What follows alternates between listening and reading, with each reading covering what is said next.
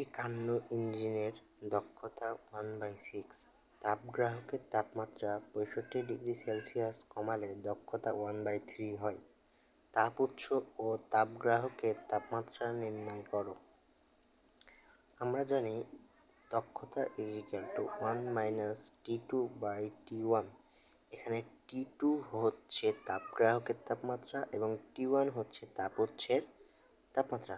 তো প্রথম শর্ত অনুযায়ী 1/6 মানে যে দক্ষতাটা ছিল সেটা দিয়ে একটা সমীকরণ তৈরি করা হয়েছে, এবং দ্বিতীয় শর্ত অনুযায়ী যখন 1/3 হয় তখন কি তাপগ্রাহকের তাপমাত্রা 65°C কমে যায়।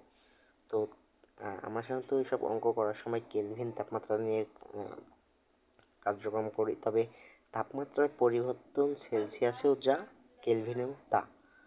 তো এই কারণে এখানে রূপান্তর করার প্রয়োজন হয়নি আর কি।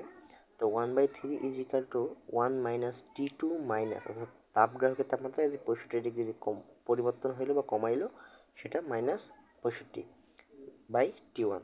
এখন 2 নম্বর থেকে 1 নম্বর সমীকরণ বিয়োগ করে আমরা পাই 1/3 - 1/6 = -T2 -